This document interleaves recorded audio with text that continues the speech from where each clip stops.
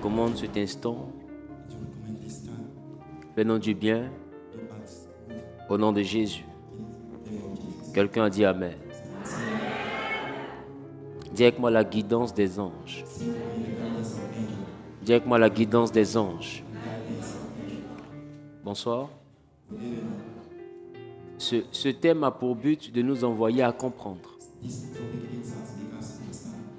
que nous avons, au-delà du principe que représente la présence du Saint-Esprit, la présence du Saint-Esprit dans notre vie est justifiée par tout un environnement spirituel. Et Job 33, 23 a dit: s'il y a parmi les 1000 anges qui montrent à l'homme la voie qu'il doit suivre, s'il y a un ange intercesseur. Donc la Bible nous présente clairement qu'il y a donc des anges qui montrent le chemin qu'il faut suivre. Nous avons vu aussi dans le livre de Jérémie qu'il ne revient pas à l'homme de choisir son chemin. Ça veut dire que l'homme n'a pas autorité de dire ce qu'il veut faire de sa vie. L'homme n'a pas l'autorité de dire je vais aller à gauche ou je vais aller à droite. Voilà pourquoi l'homme fonctionne par l'inspiration. Or, une inspiration, c'est une émanation du spirituel dans l'esprit.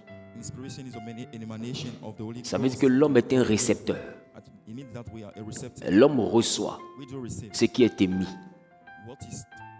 Ça fait que l'homme est un être très influencé. L'homme est un être très influencé. Même quand nous regardons, nous voyons que l'homme est fait de certains sens, n'est-ce pas? Est fait de certains sens, n'est-ce pas? Ce sont lesquels? Ce sont lesquels? La vue. Ma question. La vue reçoit ou la vue émet? La vue reçoit, directement récepteur. Deuxième point. Lui. L'oreille. L'oreille émet ou bien l'oreille reçoit? Troisième. L'odorat, le nez. Lorsqu'on hume une odeur, on reçoit ou bien le nez émet ou bien le nez reçoit? Encore. Le goût, la langue. La langue reçoit le goût ou bien la langue émet le goût? Elle reçoit. Quoi encore? Le toucher. Le toucher reçoit ou bien le toucher émet? Il reçoit. Ça veut dire que quand quelqu'un me touche, ma capacité à sentir veut dire que mon toucher est encore actif. Le sens du toucher est encore actif. Donc, vous voyez que dans les 5 sens, on ne fait que recevoir. L'homme est un récepteur. L'homme reçoit ce qui vient de l'environnement qui l'entoure. Que ce soit l'environnement physique, j'entends par physique ce qui est visible, tout comme l'environnement spirituel. Dans tous les cas, l'homme ne fait que recevoir ce qui est émis. Voilà pourquoi l'homme est inspiré. Et vous allez voir que l'inspiration encore, de par sa définition, lorsque nous sommes dans le mouvement respiratoire, l'inspiration, c'est le mouvement respiratoire qui nous permet de prendre l'air de l'extérieur vers l'intérieur. Ça veut dire que l'homme n'émet pas. L'homme reçoit. Même l'intelligence est une chose qui vient de l'extérieur vers l'intérieur. Voilà pourquoi l'inspiration, qui est le mouvement de l'air de l'extérieur vers l'intérieur, est le même terme aussi qui est utilisé pour dire que notre esprit a reçu une illumination. Lorsque nous avons une idée, on dit j'ai eu une inspiration. Comme pour présenter que c'est un mouvement qui est quitté de dehors vers l'intérieur. Et d'ailleurs la Bible dit, selon le livre de Job, qu'en réalité en l'homme, c'est le souffle de Dieu, c'est l'esprit. Le souffle de Dieu qui procure l'intelligence. Ça veut dire que l'intelligence vient du souffle. Je vous ai expliqué ce que l'intelligence est un mouvement respiratoire. Donc cela veut dire que l'homme reçoit tout, même son intelligence vient de dehors. Je ne sais pas si vous comprenez. Et dès l'instant qu'un élément reçoit tout de dehors, alors cet élément-là ne vit que d'influence. L'homme est influencé à 100% par ce qui l'entoure. Même son intelligence vient de son environnement. Vous allez comprendre avec moi que lorsque tu es dans un environnement, ton système de pensée même est réglé par rapport à l'environnement. Si on te sort d'un certain environnement et qu'on te met dans un autre environnement, tu auras le renouvellement de la pensée. Tu vas commencer à dire, ah, avant nous on pensait que couteau là, on attrapait ça avec la main gauche ou la main avec... D'ailleurs même nous-mêmes couteau, même, est-ce qu'on avait besoin de ça? Mais dans un autre environnement, tu sauras qu'on tient le couteau de telle ou telle manière. Qui commence à chanter les dire? Mais il y a un autre environnement où, si tu prends ta main même pour manger, ça ne dérange personne. Mais il y a un autre environnement où, si tu prends la cuillère même pour prendre le riz, ça ne dérange personne. Le plus important, c'est manger. Et puis il y a un autre environnement où, si tu soulèves la cuillère pour prendre le riz, tout le monde va te regarder d'une manière. Automatiquement, tu seras obligé de reconditionner ton système de pensée. Et tu vas chercher à t'adapter au nouvel environnement. Même si tu dis que tu t'en fous, mais à force, tu vas chercher à savoir comment on mange ici. Ils vont déteindre sur toi d'une manière ou d'une autre. Après 6 mois dans cet environnement, quand quelqu'un va prendre le riz avec la cuillère, tu vas le regarder et dire, toi aussi, mon ami. C'est pas comme ça on fait. En réalité, tu n'es pas né comme ça. Tu as été influencé par rapport au nouvel environnement. Je vais dire à quelqu'un, nous sommes influencés physiquement comme spirituellement. Hier, on a eu le temps de le voir. Et hier, nous avons parlé de l'influence invisible. Aujourd'hui, je veux que nous puissions le voir, sinon voir cette influence, la voir plutôt dans le détail. Nous allons partir à la page numéro 1, la guidance des anges. La guidance des anges. En introduction, je vais vous donner quelque chose de plus structuré qu'hier. Parce que hier, je vous donnais la généralité. Et maintenant, je veux que nous puissions aller de façon plus structurée. En introduction, les anges comme messagers de Dieu. Les anges comme messagers de Dieu. Dans la tradition chrétienne, les anges sont considérés comme des messagers envoyés par Dieu pour guider, pour protéger, pour instruire les humains. On se comprend?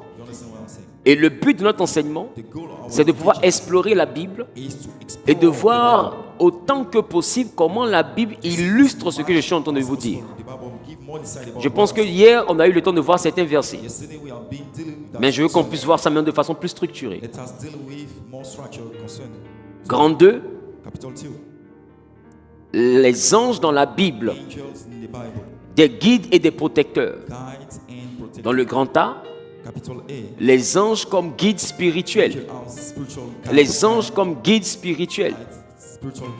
Nous avons Job 33, 23 qu'on a déjà vu hier. Et la Bible dit, mais s'il se trouve pour lui un ange intercesseur, un parmi les 1000, pour montrer à l'homme la voie qu'il doit suivre. Donc ça veut dire qu'il y a des anges que Dieu utilise pour nous montrer la voie qu'on doit suivre. Pour chaque domaine donc, il y a des entités appelées anges. Et hier, je vous ai fait comprendre que les démons, c'est un nom humain. Démon, c'est un nom humain. Démon n'est pas un nom divin. Dans le ciel, il n'y a pas de démon. Dans le ciel, il y a les anges chassés du ciel. Et il y a les anges restés dans le ciel. Qui comprend ce que je suis en train de dire? Mais tous ceux-là, la Bible les appelle les fils de Dieu. Il n'y a pas de démon au ciel. Démon est une expression utilisée par les hommes pour faire la différence entre les anges restés obéissant à Dieu et les anges qui sont rebellés. Un peu comme quand dans le ciel, Il y a une différence entre les anges qui sont restés devant la présence de Dieu et les anges qui ont été chassés loin de la face de Dieu. Mais de toute manière, quand dans le livre de Job, Dieu convoque ses fils, vous voyez que même les anges qui furent chassés de sa présence sont aussi venus à la réunion. Qui se rappelle de ça? Dans le livre de Job. Et chacun faisait comme son point. Et pendant qu'ils échangeaient à cette réunion, Dieu a demandé à Satan, d'où viens-tu? Il était là-bas en qualité de démon ou en qualité de fils? Il était là-bas en qualité de fils. Ce n'était pas la réunion des fils obéissants. C'était la réunion des fils tout court. Donc les désobéissants comme les obéissants ont reçu leur invitation à la réunion. Et Dieu n'a pas dit à Satan, qu'est-ce que tu fais ici? Ta place n'est pas ici. Écoutez, son châtiment sera l'enfer. Sinon, jusqu'à présent, il a accès à la présence de Dieu. Toutefois que Dieu sollicite, Satan est dans la présence de Dieu.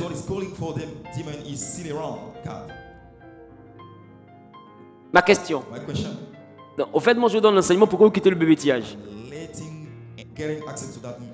Maintenant, après vous êtes libre de me croire. Vous savez, tout à l'heure, ce que je dis n'est pas cohérent. Mon pantalon est sur ma tête. Mais selon vous, quand Jésus dit à Pierre, Satan t'a réclamé pour te cribler. C'était où? Devant qui? Devant qui? Devant qui? C'était devant Dieu. Pour te cribler comme du froment. Mais il dit, j'ai prié pour que ta foi ne fasse pas un défaut. Mais pourquoi tu ne pries pas pour que Satan ait honte? Mais Jésus prie pour que Pierre garde la foi malgré qu'on va le cribler. C'est bizarre quand même. Maintenant, deuxième indice que je peux pour te faire comprendre cette réalité spirituelle qui t'a un peu inquiété. La Bible dit qu'il s'appelle l'accusateur de nos frères. Pour être un accusateur, il doit être devant Dieu. Ça veut dire qu'il est devant Dieu et il accuse. Et c'est comme ça qu'étant devant Dieu, il a accusé Job d'hypocrisie. Il dit à Dieu, il fait semblant de t'aimer. Cet homme-là, si tu lui arraches tout, il t'abandonnera. Je vis avec les hommes là-bas, je connais leur comportement. Retire-lui ce qu'il a comme finance, tu verras qu'il va te maudire. Et vous allez voir avec moi que lorsque il arrive et qu'il prend tous les biens de Job, plus tard, il va s'en suivre que Job ne réunit pas Dieu. Et il revient encore dire à Dieu, le matériel c'est vrai. Mais peau pour peau, tout ce qu'un homme possède, il le donne pour garder sa vie. Donc le problème aujourd'hui, si tu touches à sa santé, si tu touches à sa vie, Job va te régner. Donc vous voyez que Satan est devant Dieu. Il est venu à la réunion. Et là encore, quand il revient voir Dieu, la Bible n'a plus dit que Dieu a convoqué ses fils. Qui se rappelle de ça? La première fois, Dieu avait convoqué ses fils. Est-ce que vous vous rappelez? La première fois, Dieu a convoqué ses fils. Donc on peut dire que c'est à cause de la convocation qu'il est venu. Mais la deuxième fois, il n'y a pas de convocation. La Bible n'a pas dit que Dieu convoqua ses fils à nouveau. La Bible dit que la deuxième fois, Satan était devant Dieu. Et il dit à Dieu, s'il ne t'a toujours pas régné, c'est parce que les hommes sont prêts à abandonner. C'est-à-dire qu'il est là devant Dieu. Il n'est pas loin. Voilà pourquoi. Sache que si Dieu te regarde, Satan t'a vu.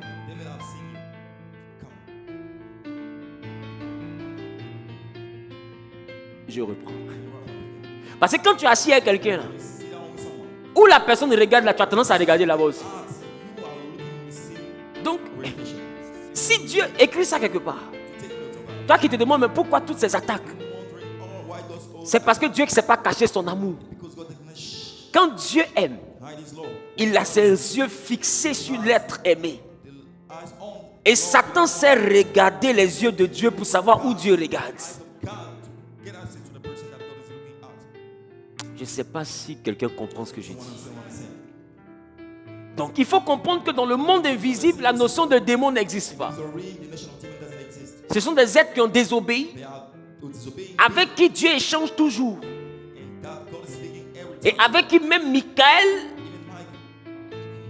Sinon, à qui Michael a parlé avec respect. Dans le livre de Jude, la Bible dit quand Michael a rencontré Lucifer pour discuter le corps de Moïse, il n'osa pas l'injurier. Mais il a simplement dit que l'Éternel te réprimande. Ça veut dire qu'aucun droit n'est donné à un ange inférieur d'insulter un supérieur, aussi déchu soit-il. La déchéance de Lucifer ne fait pas de lui l'inférieur de Michael. Et la Bible dit que beaucoup parmi nous, cependant, ont souillé leur corps en injuriant les gloires. Et c'est dans cet élan-là que la Bible illustre maintenant en disant que cependant, Michael, quand il discutait avec Lucifer, n'osa pas l'injurier. Pour présenter que Michael et Lucifer sont deux niveaux de gloire différents. Et malgré que Michael soit dans la vérité, il n'a cependant pas osé insulter Satan. Parce qu'il sait qu'insulter une gloire au-dessus de lui, sa gloire, c'est se souiller.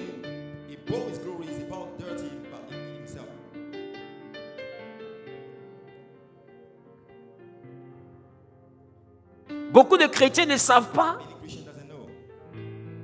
qu'insulter un démon, c'est un péché. Bref. On voit les gens prier. Dans la prière, même, il y a des écarts de langage. Vrai ou faux? Dans la prière, il y a des écarts. On appelle ça la foi. Écoutez, Dieu a demandé à Job, connais-tu la loi du ciel? Écoutez, il y a la loi au ciel. Et d'ailleurs, la loi de la terre a été calquée de la loi du ciel. Et je vais te donner un exemple de la loi de la terre pour que tu comprennes un peu ce que c'est que la loi du ciel. Maman, est-ce que parce que quelqu'un a volé ton sac, est-ce que tu as le droit, parce qu'il est ton voleur, de tout lui faire? Ou bien de tout lui dire? Il est voleur. La loi a prévu quelque chose contre les voleurs. On se comprend? Maintenant, si toi, tu le tapes et que tu le blesses, comment on appelle ça? Coup et blessure volontaire. Donc lui, il a son délit de vol. Toi, pensant être dans la vérité, tu as posé un acte, pensant que ta raison te donne toutes les raisons d'agir comme tu souhaites. Et tu viens face à un voleur de te rendre coupable d'un délit. Ça veut dire que tu es aussi coupable que lui, sauf que vous n'avez pas le même délit. Et si par mégarde il est mort, il est voleur, mais tu iras en prison. Parce que on appelle ça homicide soit volontaire. Si c'est certifié, vérifié, attesté, confirmé que tu as voulu vraiment le tuer. Et si tu n'as pas fait exprès, ça veut dire que tu as voulu le pousser simplement en tant que voleur. Et puis sa tête a tapé quelque chose et puis il en est mort. Homicide involontaire. Pour un voleur, tu iras en prison. Non, ne pensez pas que comme ce sont des déchus, donc ils n'ont plus de droit. C'est pourquoi je dis aux chrétiens, aimer Jésus, adorer Dieu, développer le fruit de l'esprit, mais cessez de vouer la haine au diable. Arrêtez de voir le diable partout. Tu sais, tu ne peux pas être à Paris et puis penser toujours être en train de parler d'Adjamé. Si Adjamé te manque, reviens. C'est-à-dire que tu ne peux pas être dans le royaume de Jésus et puis tu ne fais que faire l'apologie du diable. Tout dans ta vie appartient au diable. La Bible dit qu'autour de nous, il y a des anges. Est-ce que vous savez que ces anges-là ont pour but d'empêcher Satan de faire ce qu'il veut? Ça, c'est deux. De deux, si Satan s'en prend à toi,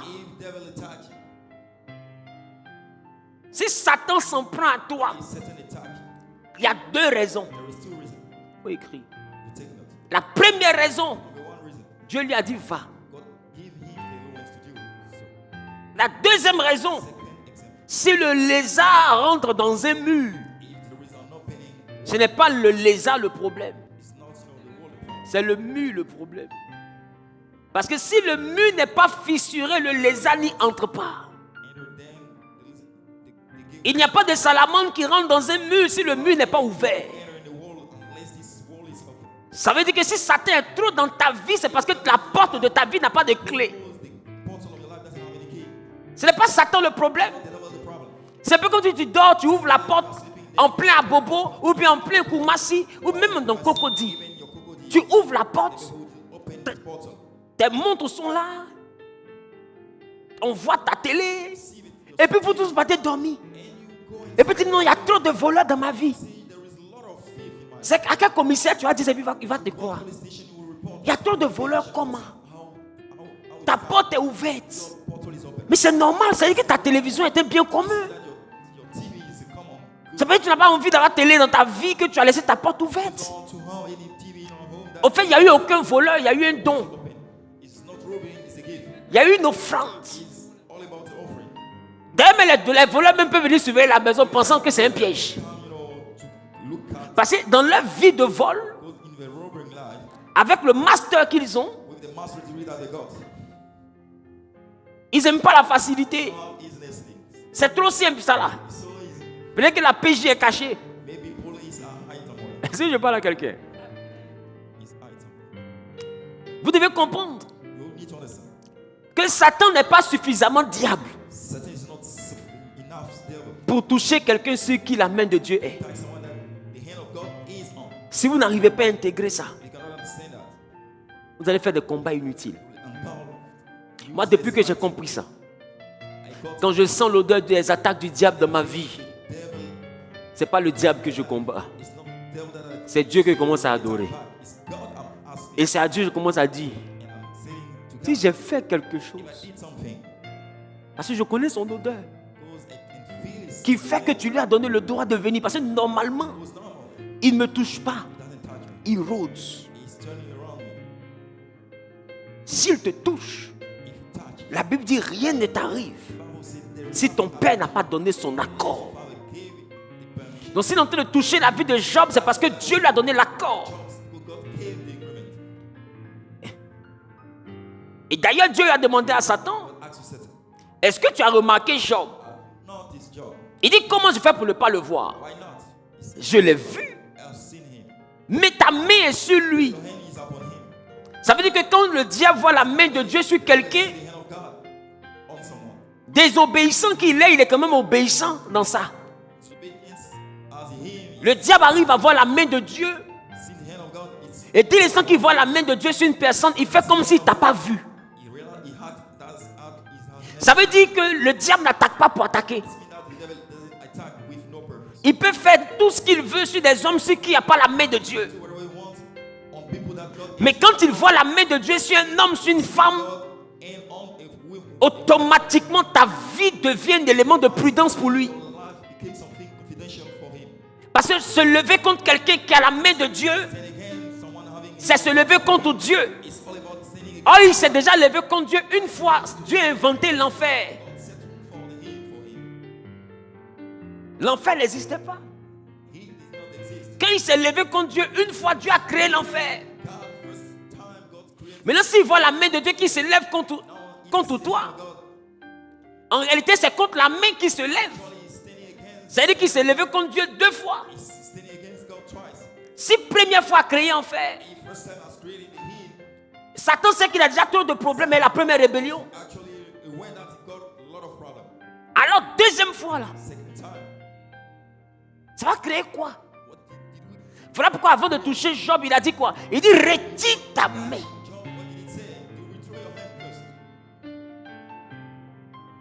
Si tu retires ta main, je m'en occupe. Tu sais où tu es ici là, comprends que Satan a envie de toi. Tu lui manques. Au fait, toi qui passes ton temps tous les jours le feu dans ta chambre, en réalité, il pense à toi. Mais quand il y a la main de Dieu qui est encore sur toi, tu te vois en super-héros. Est-ce que quelqu'un peut dire, Seigneur, que ton nom soit béni? Je te promets, tout ce que tu dis vivre comme difficulté, Satan t'a pas encore touché. Il t'a pas touché. Dieu t'a éprouvé. God have tested you. Dieu te forme. God is training Il you. t'équipe. He is equipped with you. Mais il ne t'a pas encore touché. He did not yet touch you. Satan ne t'a pas touché. Satan did not touch you. Si Satan te touche, If Satan do it, toi-même tu sauras you will realize it. que Satan m'a touché. That the devil has Je ne sais pas si quelqu'un comprend. Regarde, quand il a touché Job, Job avait 7 amis. got 7 friends. Plus moi, ça fait 8. And now it's 8. C'est pas mon problème. It's not my business. Et quand on est arrivé chez Job, Came to Job home. moi j'étais allé boire l'eau. I was about to drink water. Mais les 7 là se sont assis à côté de Job. When one was close to Job, see Un homme que Satan a touché. the man that Satan had touched, Ses meilleurs amis his best friend, se sont assis à côté de lui. sat down. Ils ont fait 3 jours, He spent 3 days, 3 nuits. 3 nights. Ils sont assis à côté de Job. Sat down to Un mot, one man. ils n'ont pas dit pendant 3 jours. They didn't say to Job. Normalement, quand tu vois quelqu'un qui a souffert, quand tu le rencontres, première fois, tu dis Yako. Mais ce que Job a vécu là, Job had encountered. Ya, c'est lourd. It's so heavy. Jusqu'à ça va arriver à Ko là. Ils ont pris 3 jours pour ça. It's been 3 days. Imagine quelle désolation ils ont vu. Kind of tribulation time. Imagine qu'est-ce que Satan a laissé. What devil is setting Jusqu'à dire Yako même là, ça ne sort pas. even to say to Si Satan te touche, Satan touch you. toi-même tu as dit oui. Say your own yes. Longtemps j'ai entendu parler de lui. I've been hearing from him. Maintenant, Now mon œil l'a vu. my eyes have seen it.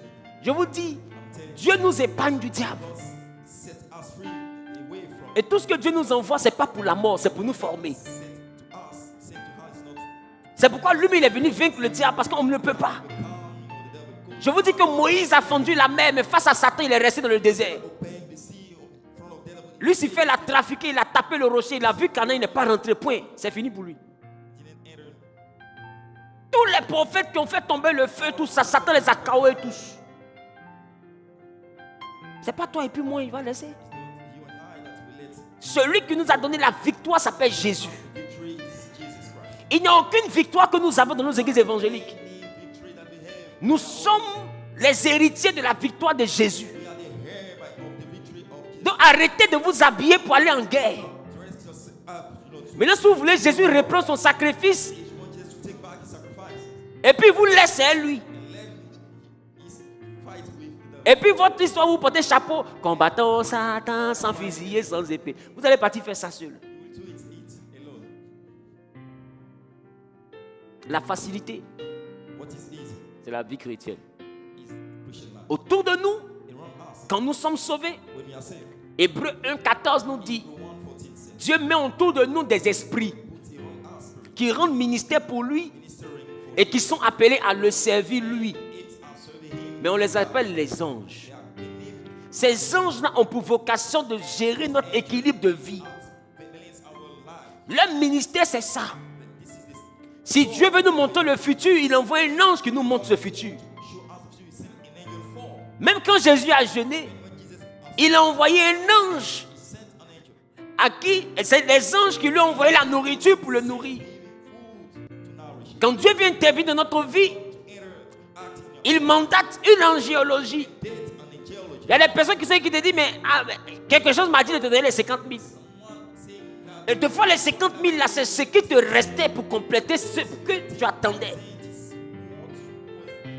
Et puis lui, c'est là que quelque chose lui dit de te donner 50 000. then you realize that something told you how to give such amount of money. Ce qu'on appelle quelque chose là, Say something. ce sont les anges. It is angel. Puisque Dieu sait de quoi tu as besoin, God knows what you alors il y a un parmi eux qui s'en va chercher quelqu'un qui peut t'aider à trouver la solution. can help you. Et c'est comme ça que quand Jésus est né, il y a un ange qui est allé jusqu'en Orient.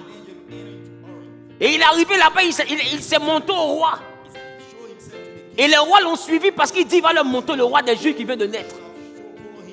Et ils ont commencé à marcher avec cet ange. Il allait les chercher. Ça veut dire que même les connexions, ce sont des anges qui vont les chercher. On ne rencontre pas les gens parce qu'on s'est levé pour aller au supermarché. On rencontre les gens parce que l'Éternel permet la connexion. Le lieu de rendez-vous, c'est le supermarché. Mais ni toi, ni celui que tu vas croiser. Personne de vous deux ne sait que c'est un rendez-vous. Toi, tu te lèves, tu dis, j'ai envie d'aller payer au mot. Or, la Bible dit que ce n'est pas à l'homme de choisir son chemin. Pour toi, tu as choisi le chemin d'aller payer au mot. Et puis, il y a un autre qui dit, non, là-bas, j'ai un rendez-vous d'affaires à 11h. Et bizarrement, vous retrouvez dans le même supermarché, dans les mêmes 11h. Et coïncidence par coïncidence, c'est là que vous vous êtes croisés. Et ça devient le début de quelque chose que vous ne comprenez pas. Le matin, vous n'avez pas imaginé que quelqu'un allait rentrer dans votre vie. Mais la Bible dit ceux qu'il a connus d'avance. Demain matin, Dieu sait qui tu dois rencontrer. Et les anges sont là pour orchestrer la rencontre. Il y a tout un environnement spirituel qui est là. C'est pourquoi derrière ce que tu appelles le hasard se cache la main de Dieu. Au travers du ministère des anges. Tu dois intégrer ça. Ne te sens plus jamais seul. Est-ce que je parle à quelqu'un? Donc, Job nous présente qu'il y a des entités qui nous donnent le bon chemin. Exode chapitre 20, le 23, le verset 20 nous dit, voici, j'envoie un ange devant toi pour te protéger en chemin et pour te conduire au lieu que j'ai préparé. Hier, on a vu ça, Dieu parlait ainsi de la terre promise. Et Dieu dit à Moïse, j'envoie un ange devant toi pour te montrer la terre promise. Et il va te protéger durant le chemin. Ça veut dire que les 40 ans qu'ils ont passés dans le désert, il y avait un ange qui les protégeait et un ange qui les orientait. Ça veut dire que Moïse suivait un ange et le peuple suivait Moïse. Allons à la page suivante, s'il vous plaît. On a vu tout ça hier, n'est-ce pas? Dans le grand B, les anges comme messagers de la révélation divine. Dans le livre de Luc, chapitre 1, le verset 26 à 28, l'ange Gabriel a envoyé à Marie pour lui annoncer la naissance de Jésus. D'accord? Illustrant que les anges transmettent les messages divins qui orientent la vie des pasteurs, des croyants plutôt. Il dit, tu enfanteras un fils. Tu seras enceinte. Et dans le livre d'Exode, on a lu hier, Dieu avait dit à Moïse, ne lui résiste pas. Obéis. Si tu écoutes sa voix et que tu obéis à ce que je te dirai, ça veut dire que dans sa voix, il y a ce que moi, Dieu, je vais te dire. Donc, de fois qu'on dit que Dieu nous parle là, c'est une angéologie qu'il y a autour. Il y a beaucoup qui disent, j'ai vu Dieu. La Bible dit, nul n'a jamais vu le Seigneur. Personne n'a jamais vu Dieu. Personne. C'est pourquoi les Moïse, les Élie, on dit ils ont vu l'ange de l'Éternel. L'ange de l'Éternel. Et en théologie, on parle donc de théophanie. Ce qui parle des différentes formes d'apparence. Les différentes formes que Dieu prend pour apparaître. Et l'un des éléments que Dieu prend pour apparaître, c'est la forme angélique. Voilà pourquoi quand il est allé chez Abraham, pour ceux qui savent lire la Bible, qui la connaissent mieux que moi, chez Abraham, Dieu est venu, mais c'était 3 voyageurs. C'était 3 voyageurs. Ils étaient identiques. Mais celui du milieu avait un aspect particulier. Et tu vas voir que Dieu est venu, mais il avait une configuration un peu comme les autres anges. Mais lui, au milieu, il était spécial. L'ange de l'Éternel, c'est une forme d'apparition de l'Éternel. C'est pourquoi, je vous ai dit hier que les anges, c'est le prolongement de la main et de la présence de Dieu. Là où se trouve la présence de Dieu, là aussi se trouve le mouvement angélique. Je ne sais pas si je parle à quelqu'un. Voilà pourquoi Jésus, étant un autel vivant de la présence de Dieu, il dit, vous allez voir durant tout mon ministère, les anges monter et descendre sur moi. Parce que s'il incarne la présence de Dieu, alors sa vie recevra le mouvement des anges. Pour les dangers, les anges comme pour nous arracher du danger. Satan m'a même dit à Jésus, jette-toi. Parce qu'il est dit à ton sujet qu'il enverra ses anges te porter de peur que ton pied ne heurte contre une pierre. Ça veut dire que même dans les accidents, quand un chrétien sort, quand il sort vivant, quand un chrétien s'en sort, quand une situation bizarre se produit et que tu t'en sors, c'est une intervention angélique. La Bible dit dans ces moments de détresse, Dieu envoie ses anges pour te porter, pour ne pas que quelque chose t'arrive. Ça veut dire que tout autour de nous, quand dit Dieu a agi, effectivement c'est Dieu. Mais ce n'est pas Dieu qui a quitté sur son trône pour venir faire. Il y a des esprits que Dieu met autour de toi qui ont pour rôle de te protéger.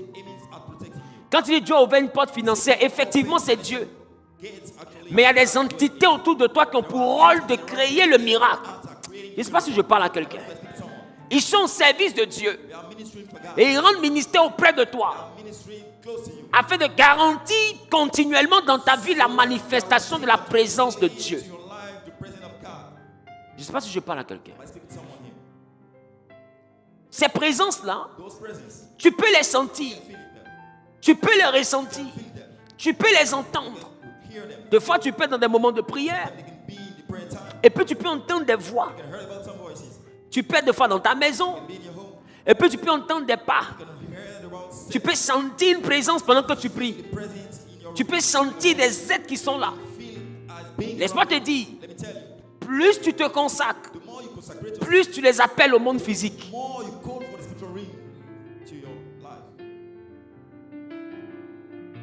Ils sont là, mais dans le monde invisible. Plus tu te consacres, plus tu montes spirituellement, plus tu montes en esprit, plus tu les envoies à se montrer. En réalité, ils ne se montrent pas. C'est toi qui atteins le niveau pour pouvoir les voir. Pour les voir, il faut que tu montes en esprit. Alors quand tu te plonges dans les moments de consécration intense et que tu gardes le rythme jusqu'à en faire un rituel. Je ne parle pas de moment. Quelqu'un dit rituel, quelqu'un m'a regardé comme ça. Jusqu'à en faire un rituel. C'est quoi le rituel? Le rituel, c'est une norme. Le rituel, c'est une routine. Le rituel, c'est une chose habituelle.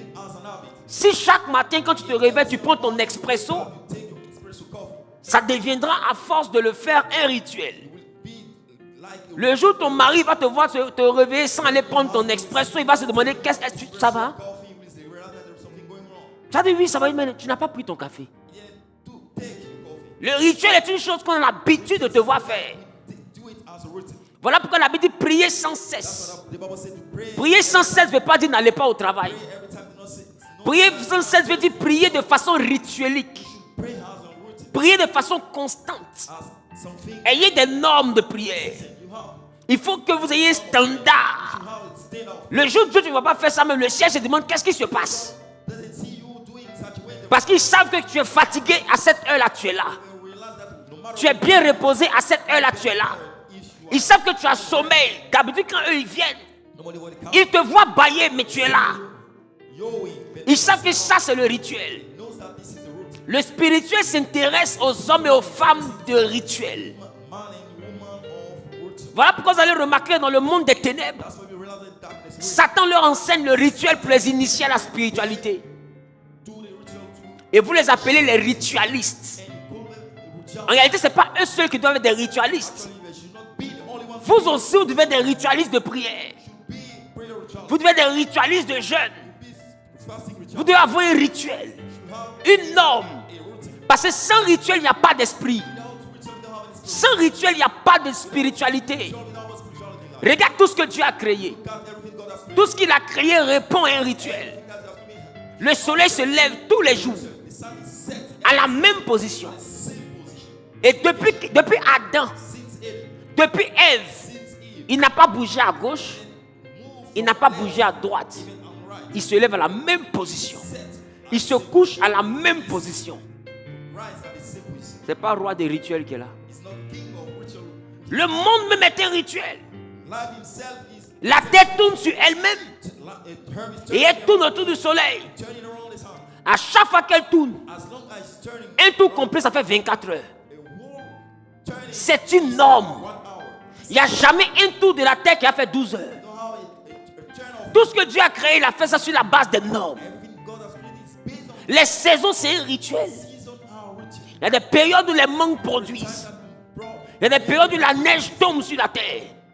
Il y a des périodes où la pluie tombe sur la terre. Et chaque année, le monde reprend le même circuit.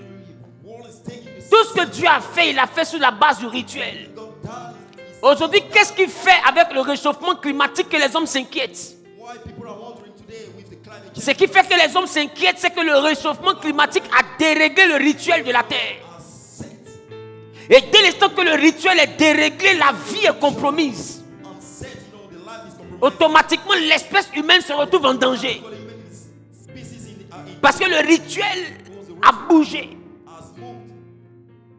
Les saisons ne sont plus régulières. Seasons are not Les pluies ne tombent plus en leur saison. raining doesn't come at Et ça commence à créer le réchauffement climatique. climate change. La terre a donc commencé à se détruire parce que le rituel que Dieu avait posé a bougé. That God has set has moved. Vous devez comprendre que l'équilibre entre l'humanité et la divinité s'appelle le rituel. Life in the divine life is called the ritual. Si vous ne devenez pas des ritualistes, vous ne pouvez pas trouver Dieu. Ritual is there, you cannot find God.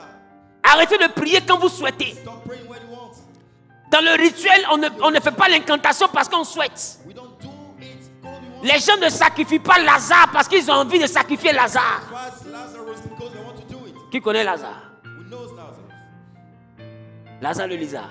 Lazarus. Les gens ne sacrifient pas Lazare God has sacrificed Lazarus. parce qu'ils ont envie de tuer Lazare. Kill Lazarus. Parce que le rituel demande quelque chose. The ritual is asking for something. Tu es le seul qui est en Only Christ one in Christ. et qui fait partie du monde spirituel. Apart from the spiritual Et toi, ton rituel ne te demande rien. and our spiritual, they don't ask Ton rituel ne t'envoie pas à sacrifier. you. Ritual doesn't ask you. Tout rituel est un sacrifice. All ritual have to do Le monde invisible autour de toi fonctionne par la loi du sacrifice. with the law of sacrifice. Les anges autour de toi Angel around you. gardent la présence de Dieu, Keep the presence of God. sont fortifiés par l'onction Strengthened by the qui vient de ton sacrifice de consécration. sacrifice of consecration. Quand tu te consacres, la présence de Dieu est amplifiée et l'angéologie est encore plus active More active, et elle est encore plus réactive. more reactive Ils peuvent vite réagir parce qu'ils sont rechargés. because they are full. On ne prie pas pour nous, Pray for her. on prie pour l'armée qui nous entoure. Army around us. Come on, Daddy. Je peux aller. Can I move further? Est-ce que je peux y aller? Can I move further? C'est pourquoi je vais te dire, That's what I'd like to tell you. si tu n'apprends pas le rituel, Learn the ritual. si ta vie chrétienne Your Christian life. est le fruit de hasard, Free of knowledge, d'inspiration inspiration, et d'envie, and desiring. l'envie là, The desire est une œuvre charnelle selon Galates. act. Ça veut dire quoi? What does it mean? Quand tu pries parce que tu as envie, Pray because you want. tu n'es pas spirituel. You are not spiritual. Quand tu jeûnes parce que tu as envie, Because when you are fasting, tu n'es pas spirituel. not spiritual. Tu es charnel. Carnal. Alors si l'envie est une œuvre charnelle, Desiring is all about you, mean. ça veut dire It means that que la spiritualité that spirituality va au-delà de ce dont on a envie. beyond what you have. We aim Donc pour être spirituel, to be spiritual. quand tu as envie de dormir, tu dois veiller. Sleep, you should watch. Pour être spirituel, To be spiritual. quand tu as envie de manger, tu dois jeûner. When you need to eat, Pour être spirituel, quand tu n'as pas envie de prier, tu dois prier. when you don't want to pray, then Au fait, le spirituel va contre le monde de tes envies. spiritual is opposed to the reading of your desiring. Ça veut dire que le rituel est vraiment la norme. The ritual is Parce que le rituel, on le fait quand on a envie. because the ritual we do it when we have. Mais le rituel a plus de sens quand on n'a plus envie. Ritual is more strong when you have. C'est-à-dire que tu te réveilles chaque soir à minuit pour prier. You wake up every. À partir d'aujourd'hui, je me lève à minuit pour prier. Wake up at 12. Et tu commences lundi. You start Monday. Tu fais ça pendant une semaine. Spending 1 hour. Comme c'est ta décision pendant cette semaine, tu vois que tu as l'envie. You are distinct. Il y a un zèle. You have a zeal. Ta décision va traverser d'abord le monde de ton envie. All desiring should cross the world. Mais ton envie, c'est une décision. But your aim is all about a decision. Mais la décision n'est pas une résolution. Decision is not yet a resolution. La résolution, c'est quand ton envie finit. When your desiring is finished, La résolution commence à la fin de ton envie.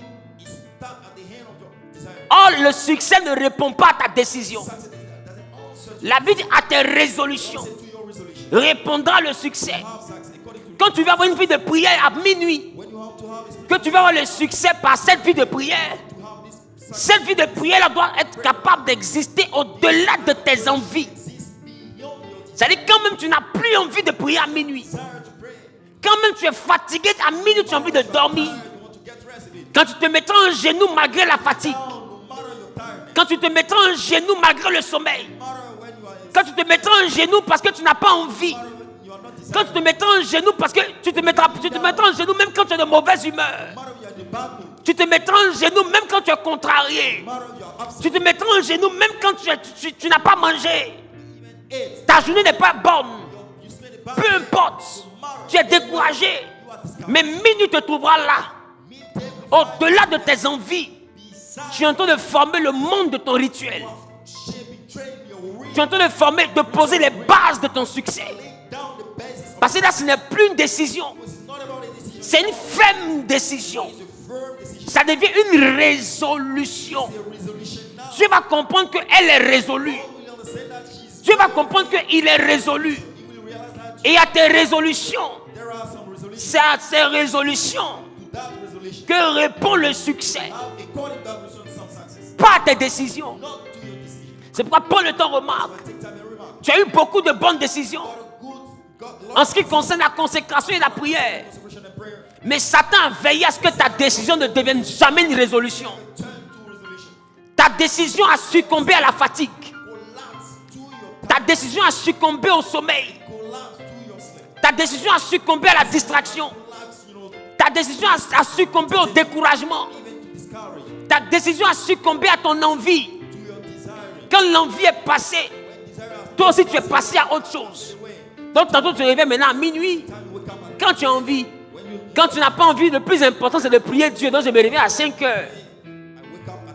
Écoute-moi bien. Dieu dit, il fait toutes choses bonnes en son temps.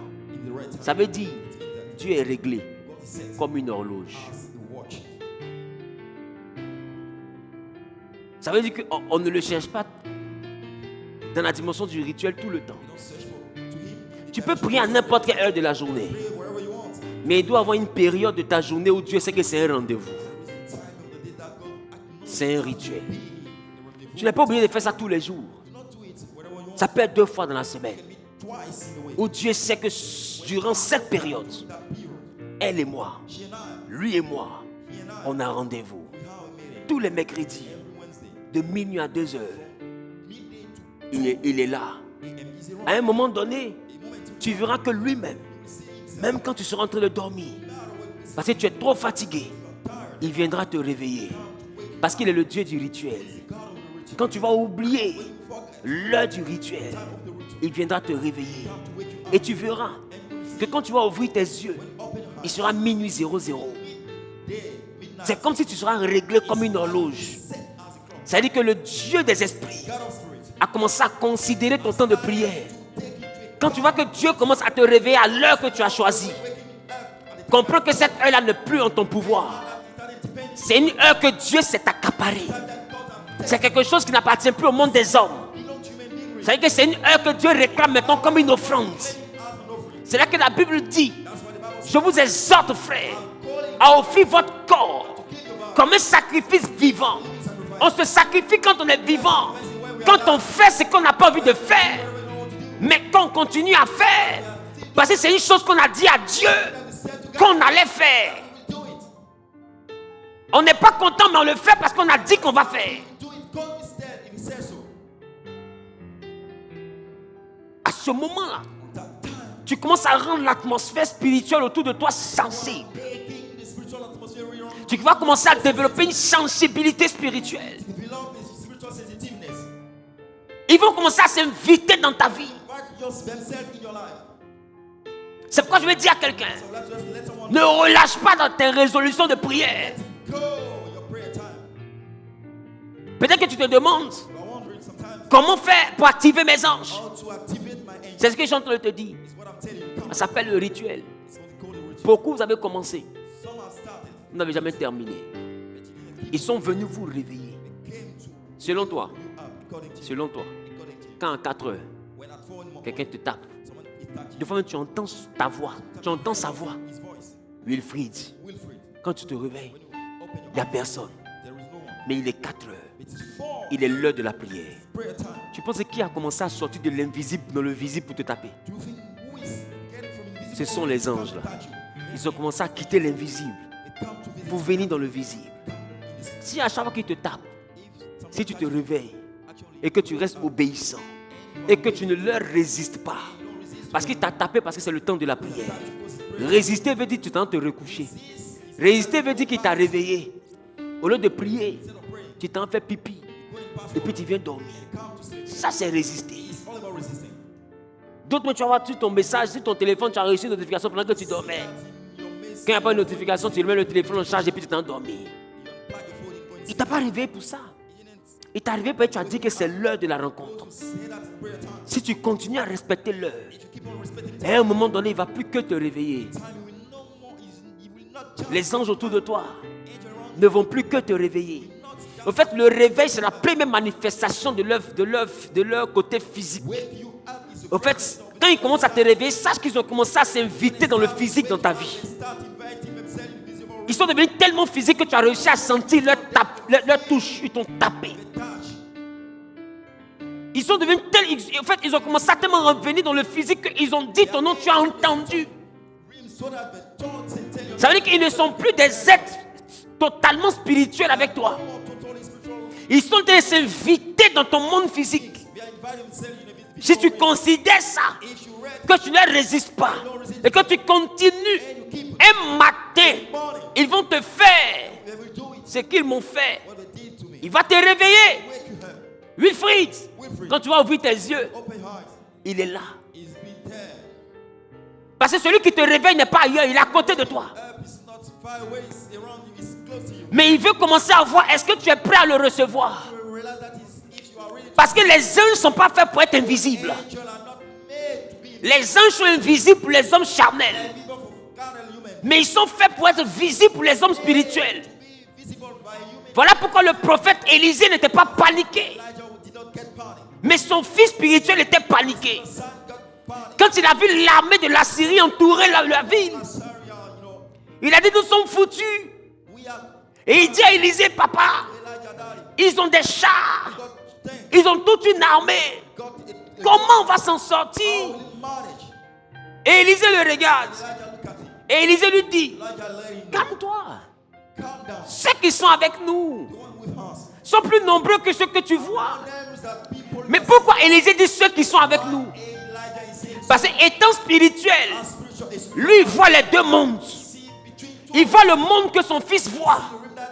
Et il voit le monde de ses anges. Ce n'est pas normal que tu sois chrétien et puis tu ne vois que les hommes. Son fils était un bas étage. Il ne voyait que les hommes. Mais le père qui était là, lui voyait les hommes qui étaient sur les chars. Et aussi, il voyait aussi les anges qui étaient sur les chars. Mais le fils charnel, il avait accès seulement qu'au monde des hommes. Alors Élisée va dire à Dieu, Seigneur, Éternel, ouvre les yeux de mon fils pour qu'il voie. La Bible dit, quand Dieu a fait tomber les écailles, il a vu une armée de chars de feu qui avait rempli les environs. Ça veut dire qu'il y a une réalité qui était là. C'est cette armée-là. Les anges en question, c'est eux qui te réveillent quand tu oublies de te réveiller. Leur but n'est pas de te réveiller, ils ne sont pas horloges. Leur travail, ce n'est pas de te réveiller. Ils ne sont pas réveillés. Ils te réveillent pour que tu comprennes que l'invisible commence à venir dans ton visible. Si tu insistes, tu vas voir qu'à un moment donné, peut-être que quelqu'un a déjà essayé ça. Tu vas voir qu'à un moment donné, à tes heures de prière, tu vas commencer à sentir une présence. Tu sentiras que tu n'es plus seul. Ils vont te faire sentir la chaleur de leur présence. En fait, c'est parce qu'ils ont commencé à devenir thermiques. En fait, la chaleur là vient du fait qu'ils ont commencé à se former. Ils ont commencé à prendre forme. Comme la forme n'est pas encore achevée, donc tu ressens la présence de quelqu'un. D'habitude, ils sont là, mais tu ne ressens aucune présence. Mais plus tu vas avancer, plus tu seras têtu dans ton rituel de prière, que tu ne vas pas regarder ta fatigue, tu ne vas pas regarder ton sommeil, et que ta prière deviendra un sacrifice. Ta prière deviendra une offrande. Ta prière va commencer à te faire mal. Tu vas prier jusqu'à bâiller. Tu vas prier jusqu'à marcher pour ne pas dormir. Quand ta prière devient quelque chose de sacré pour toi, le Dieu des secrets va commencer à te révéler les choses cachées. Et les premières choses, les premiers êtres qui sont cachés, mais qui sont toujours à côté de toi, s'appellent les anges. Et quand tu vas commencer à te révéler les choses cachées, la première chose cachée qui va te montrer, c'est le monde angélique qui est autour de toi.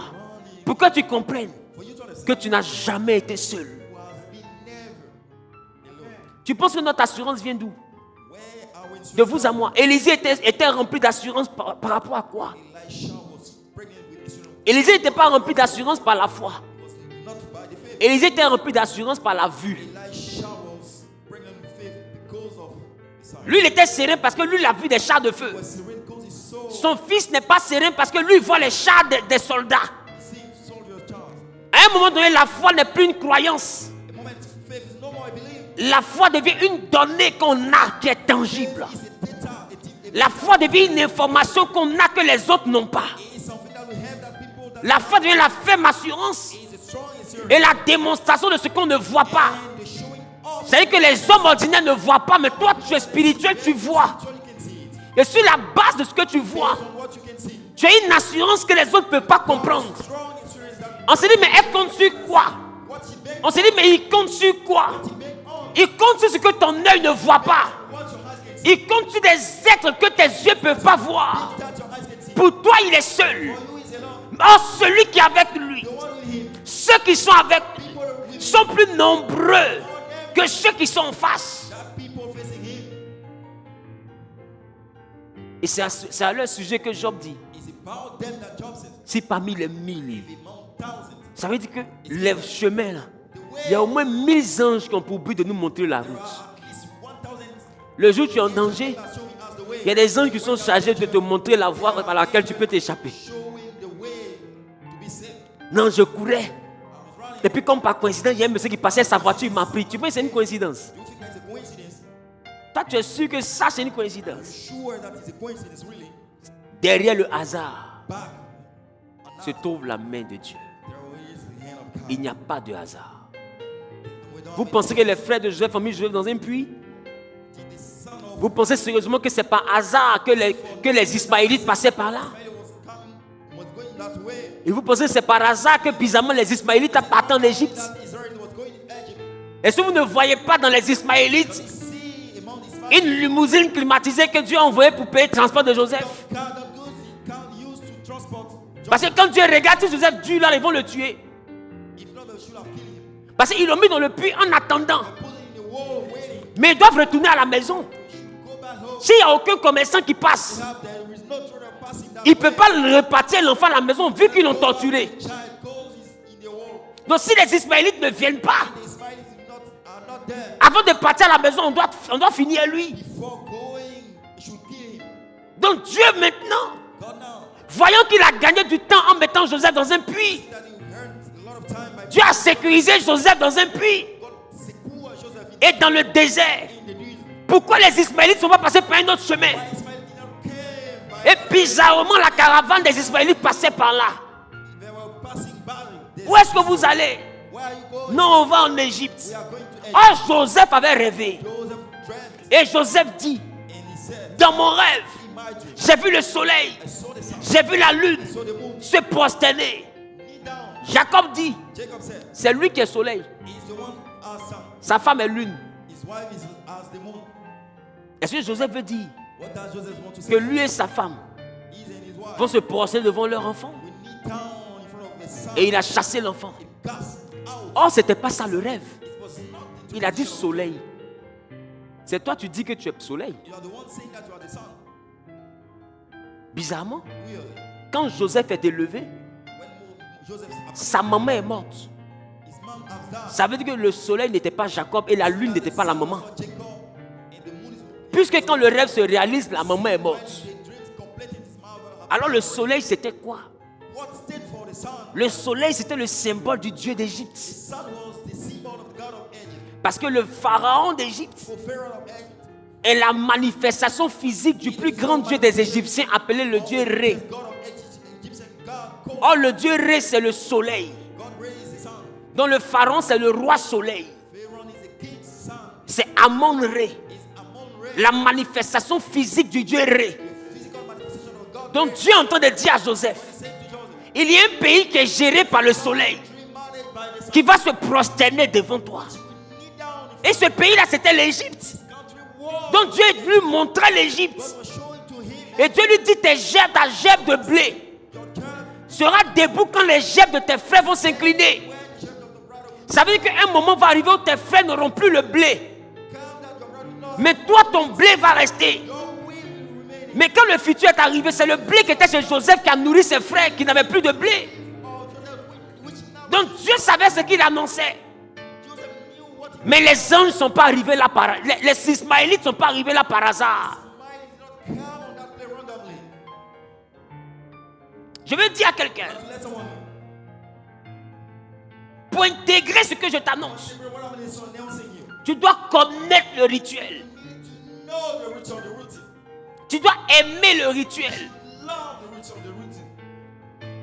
Caractéristique du rituel. Characteristic of the routine or routine. Premier tiret, First point, la décision. the decision. Faut écrire. Take note. Pour que quelque chose devienne un rituel, For something to be a ta vie de prière doit être d'abord une décision. prayer life should be first of all a decision. Count that. Amen. Amen. Dis avec moi la décision. Say with me the decision. Et quand je parle de décision, à l'intérieur, je mets When you talk about decision, la période. the period, the time. Et tu peux dire à Dieu, Say to God, moi à 3 heures du matin, at 3 a.m. ou bien comme je travaille, as I'm c'est pas tous les jours à 3 heures. every time, at Chaque 2 jours, chaque 3 jours, à 3 heures. days, Lundi à 3 heures, Monday at 3, mercredi à 3 heures, Wednesday at 3, samedi à 3 heures. Et puis peut-être samedi, dimanche, comme je ne travaille pas dimanche ni samedi, non, samedi, dimanche à 3 heures. Saturday, Sunday at 3 a.m. Là, quand je me réveille le matin, je viens à l'église. Morning, I go to church. Et tu mets des heures, des jours. Days and Et ces jours-là, tu les tiens pour sacrés. those days you take them as sacred. C'est pourquoi après la décision, That's why right after the le deuxième tiret s'appelle la résilience. point is called resilience. Le monde spirituel se révèle à des hommes têtus. So really brings out by people who is very courageous. Si tu n'es pas têtu, tu ne peux pas voir le surnaturel. If you are not courageous enough, you cannot see the spiritual realm. Élie dit à Élisée, retourne-toi, Dieu m'envoie. Élie, je ne te laisserai pas. Never let you go. Ce que tu veux voir est Dieu là. What you want to see with God, Tant qu'il ne t'a pas montré, as long as he didn't show to you, ne le laisse pas. do not let it go. Et c'est ce que Jacob a fait à Dieu. It's what Jacob did to God. Je ne te laisse pas. I will not let him go. Tant que tu ne me bénis pas. No, Dis avec moi la résilience. resilience. Tu dois avoir une heure, You should have a time, un emploi du temps. a timetable. Et tu dois avoir la résilience. You should have also resilience. C'est quoi la résilience? What is resilience? Que signifie résilience? Stand for resilience. C'est être têtu. Être quelqu'un qui est téméraire. People want to be courageous enough. Quelqu'un qui n'abandonne pas. Someone who doesn't abandon. Quelqu'un qui ne laisse pas tomber. Someone who doesn't let go. Quelqu'un qu'on n'arrive pas à décourager. That cannot discourage. C'est-à-dire que la résilience va t'envoyer à prier. Will make you pray. Si tu as dit lundi, mercredi, samedi, dimanche, Saturday, même si mercredi là tu es fatigué, no matter if you are tired. la résilience va t'envoyer à te réveiller. Je ne sais pas si je parle à quelqu'un. Tu vas veiller même parce que ton heure de prière arrive. J'ai pas envie de dormir pour ne pas que je dépasse mon heure de prière. Je ne sais pas si je parle à quelqu'un. Dis avec moi la résilience.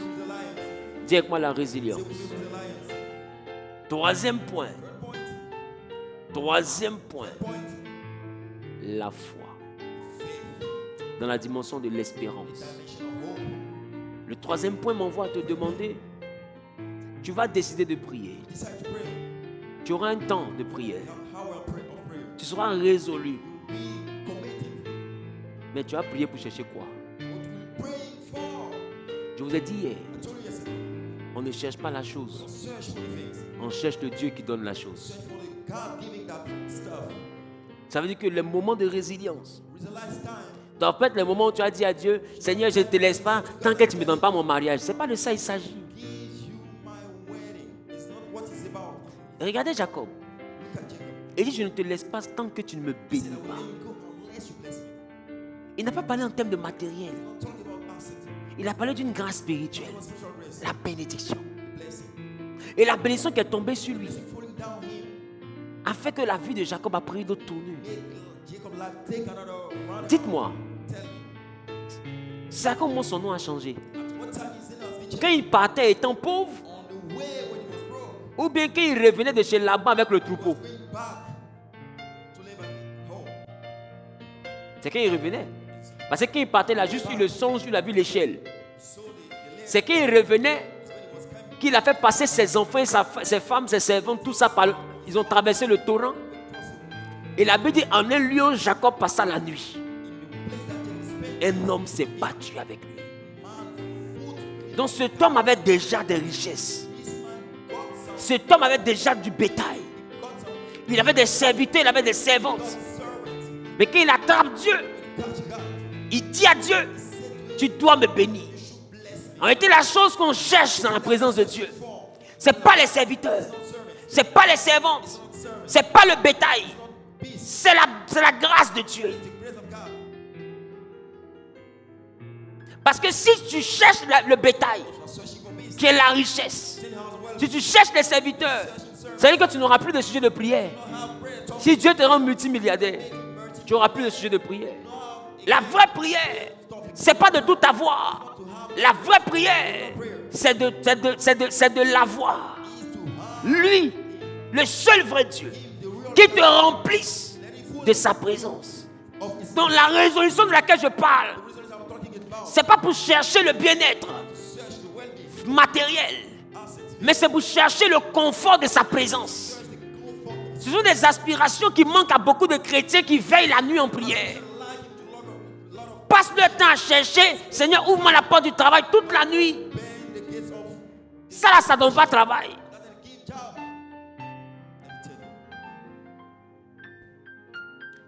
Je vous ai dit, quand tu es rempli de Dieu, il active les anges. C'est ça? C'est ça? Et quand il active les anges, eux, ils font quoi? Ils te montrent le chemin. Ça veut dire que tu n'as pas besoin de prier pour le travail. Si le spirituel est actif autour de toi, ton Père qui sait de quoi tu as besoin, sa présence étant auprès de toi une présence angélique, si cette présence est active, lui-même va commencer à guider les choses. Au fait, tu es là comme ça, et puis par hasard, tu croises un tonton, ou même par hasard, tu soulèves le sac d'une maman. Maman, attendez, je vais vous aider. Pour toi, c'est un hasard. Oh, tu as tellement prié, étant tellement rempli de Dieu. Un ange maintenant t'inspire pour te dire, prends le sac de la maman, regarde quand elle est âgée. Et tu prends son sac. Et tu te dis, hey, mon fils, c'est pas grave, faut laisser. Non, maman, c'est pas grave. Mais tu partais au temps, non, maman, je vais soulever. Et c'est pareil si tu ne partais pas au travail, tu partais chercher le travail. Ton travail là, c'est chercher le travail. T'aimes pas de travail, non, chercher le travail là. C'est ni le travail.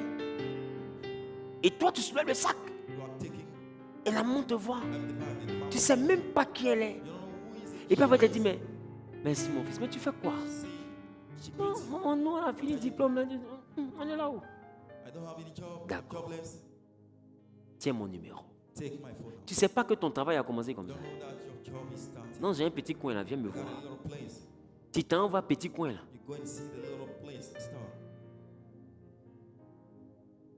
Petit coin là, dit là. J'ai un moment, il n'y a pas petite chose dans sa vie. Elle a travaillé là-bas jusqu'à elle est fatiguée, c'est ses enfants qui gèrent maintenant la boîte. Et on te prend en période d'essai.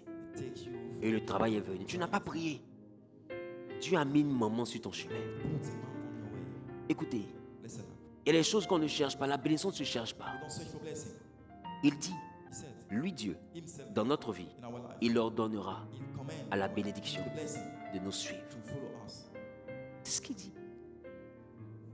En réalité, nous, on cherche. En fait, c'est aujourd'hui que le chrétien va d'église en église pour chercher la bénédiction. Normalement, c'est la bénédiction qui cherche le chrétien. Mais quel type de chrétien? Le chrétien qui est rempli de Dieu. Rempli de Dieu comment? Rempli de Dieu dans la présence de Dieu. Par le rituel. Des personnes qui sont fatiguées, mais qui veulent Dieu. Qui ont sommeil. Le Seigneur, remplis-moi. Tu sais, tant que tu n'es pas spirituel, tu peux penser que ce que je te raconte, C'est des choses qui ne vont pas produire. It's things that will not Et il y a un démon à côté de toi a demon close to you. qui est peut-être en train de te dire, Sometimes tell you il te raconte ta vie. same word of life. Faut te jeûner pour ton mariage, ça va aller. For the wedding, things will go in earth. Prie pour ton travail, il te perd le temps. Saint-Esprit, comment te prends plus de lui, c'est-à-dire. Holy Ghost, Il a dit clairement, faites connaître vos besoins. De quoi tu as besoin? Travail. give your. Mais quand Jésus a eu faim, de quoi il a besoin? Du pain. He was searching for the bread. Et Satan lui dit, demande à ce que le caillou là devienne du pain. C'est-à-dire, demande le pain à Dieu. So to become bread, ask the bread. Et il dit, l'homme ne se nourrit pas seulement que de pain, Feed ourselves. mais de toute parole qui sort de la bouche de Dieu. All word coming from the C'est pas ce dont tu as besoin que tu dois demander à Dieu. that you should ask to God. Come. Le pourvoyeur, The supplier c'est celui que tu dois chercher. should be the one that will be sure. Et quand tu te réveilles la nuit, When you wake up at night, si tu fais 2 heures, you spend 2 hours. si tu implores Dieu, You should beg for God. c'est pas en pleurant pour qu'il te donne le travail. For Him to give job. En fait, tu dois chercher la présence de Dieu jusqu'à pleurer pour avoir le Saint-Esprit. Presence of God until to cry before having. Tu dois sentir que si tu n'as pas le Saint-Esprit, ta vie n'aura pas la direction. Not have the guidance, the right Tu guidance. dois pleurer parce qu'il tarde à te donner l'Esprit. Paul is sometimes late. He's late. Voilà pourquoi la Bible dit, That's what the Bible says. est-ce que quelqu'un peut pleurer pour chercher le Saint-Esprit s'il n'aime pas le Saint-Esprit? He doesn't love the Holy Ghost. Est-ce que quelqu'un peut pleurer pour avoir Dieu s'il n'aime pas Dieu? God, if he doesn't love, Est-ce que quelqu'un peut pleurer pour être rempli de Dieu s'il n'aime pas Dieu? if he doesn't love God. Écoute, quand tu demandes Dieu et puis tu ne l'aimes pas là, tu as une façon de parler. Tu parles le temps, tu n'es pas concentré. Seigneur, que ta présence vienne. Seigneur, vraiment, je veux ton Saint-Esprit. Saint-Esprit, en fait, tu t'en fous en vrai. Il y a une façon de parler. There's a way to speak to Him. Mais quand ce que tu dis là, tu le penses vraiment. Think really. Il y a aussi une autre manière de parler. Another way to speak. Tout ton cœur est dedans. Tout ton esprit est dedans. Des fois même tu pries jusqu'à tes larmes coulent parce que tu dis, Seigneur, je veux ta présence. Because I'm searching for your presence. C'est toi que je veux. You are one. Et quand Dieu voit que tu l'aimes, il a prévu un verset biblique pour toi. Il dit, il va faire pour toi Do for you. ce que l'œil n'a jamais vu. Il va faire pour toi, quand tu l'aimes, ce que l'oreille n'a jamais entendu, ce qui n'est jamais monté dans le cœur de l'homme.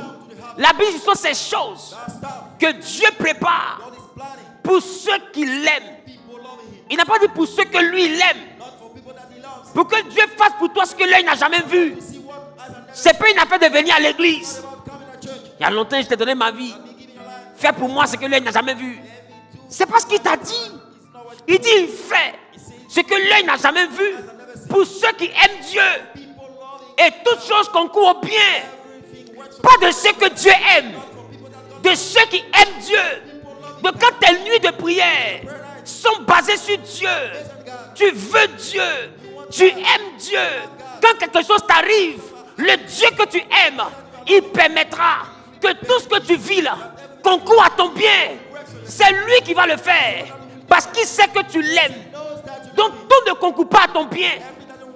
Tout concourt à ton bien si tu aimes Dieu. love God. Ne sortons pas les textes Not put outside text de leur contexte. of the context. C'est pas parce que tu viens à l'église que Dieu te doit élévation. God, all your elevation. Mais Dieu prépare l'élévation de ceux qui l'aiment. Elevation of people loving Him. Voilà que la Bible, ce sont ces choses-là que Dieu prépare. The Bible said those steps prepared. Ah, le verbe là me plaît. I relish this verb. La préparation. Preparation. C'est-à-dire que quand Dieu voit que tu commences à l'aimer et que chaque nuit lui appartient, chaque jeûne c'est parce que tu le cherches, chaque moment de prière c'est parce que tu le veux. La Bible dit qu'à cause de toi, Dieu porte son tablier de chef cuisinier et il rentre dans la cuisine du miracle et il commence à prendre l'ingrédient du miracle et Dieu se fait chef cuisinier. Il devient cordon bleu et puis il prépare le miracle de la prospérité et puis il dit ma fille, l'entrée a été servie, l'entrée s'appelle le travail et tu dégustes l'entrée. Il doit te présenter maintenant la spécialité maison, le miracle de l'abondance. Et puis Dieu prépare l'abondance et il te donne le milliard. Il dit ça c'est le plat de résistance. Après il dit je te prépare un dessert. Et Dieu retourne dans la cuisine et il aïe aïe aïe aïe aïe aïe. Parce qu'il sait que tu l'aimes. Knows that you love Him. Tu veux que Dieu prépare quelque chose To prepare something qui sera doux à manger? Commence à chercher à l'aimer. Arrête d'aimer le travail. Quand tu te prives de nourriture à cause du travail pour vaincre le chômage, c'est pas Dieu que tu aimes, c'est le travail que tu aimes. Mais c'est à cause du travail que tu ne manges pas. Quand tu fais 21 jours à cause de la prospérité, pour que tes affaires marchent, tu te prives de 21 jours. Tu ne dors pas à cause de tes affaires. C'est pas Dieu que tu aimes, c'est tes affaires que tu aimes.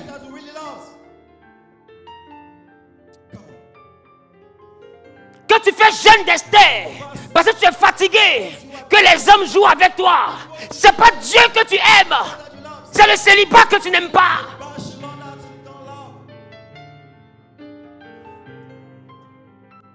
Quand tu jeûnes, parce que tu veux vaincre la pauvreté, ce n'est pas Dieu que tu aimes, c'est la richesse que tu aimes, et c'est la pauvreté que tu n'aimes pas. Quand tu aimes Dieu, les 3 jours, c'est pour avoir Dieu. Les 21 jours, c'est pour avoir Dieu. Les minuit 6 heures, c'est pour avoir Dieu, pas pour avoir le travail. On va te dire, mais toi tu n'as pas besoin de travail. Seigneur, remplis-moi, remplis-moi. Il faut leur dire, si j'ai le Dieu qui remplit, si j'ai le Dieu qui pourvoit, en son temps, il permettra que j'ai le travail. Même si tu penses que j'ai vieilli, ce n'est pas grave. La Bible dit, Élisabeth était stérile, elle était vieille. Son mari dit elle est vieille. Mais lui qui a dit qu'Élisabeth est vieille, Dieu l'a rendu bobo. Quand tu aimes Dieu, celui qui dit que Dieu ne peut plus rien faire pour toi, parce que tu es trop vieux, Dieu va le rendre bobo. C'est-à-dire il va voir ta vie et puis il ne pourra pas dire à quelqu'un.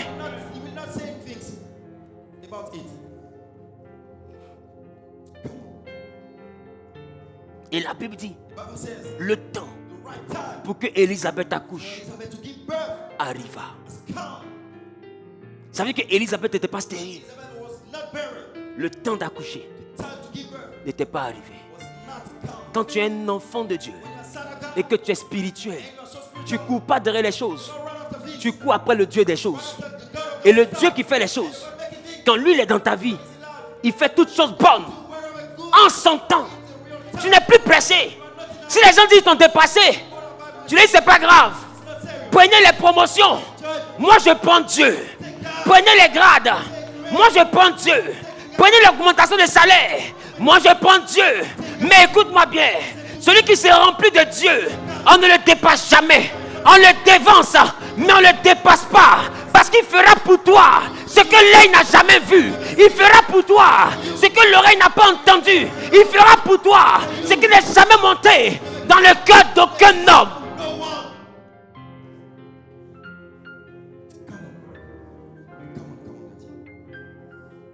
Il faut prier désormais. Plus pour le matériel. Ne prie plus pour le matériel. Ne prie plus jamais pour ton loyer. Prie pour Dieu. Si il t'a rempli, quand on te met dehors, c'est que c'est sa volonté. Il y a des témoignages. Il y a des témoignages dans lesquels on doit écrire que telle date, tel jour, à telle heure, dans tel quartier, on l'a chassé. C'est important. Dans ton témoignage, ça doit être marqué. Dis-moi pourquoi. Dis-moi pourquoi. Dis-moi pourquoi. Dis-moi pourquoi. Parce que le Dieu qui fait tout en son temps, dans 5 ans, quand il va te donner une Maybach, des protocoles, des gars du corps, tu reviendras dans l'endroit et tu vas leur dire, telle année, tel jour, à telle heure, ici, on m'a chassé.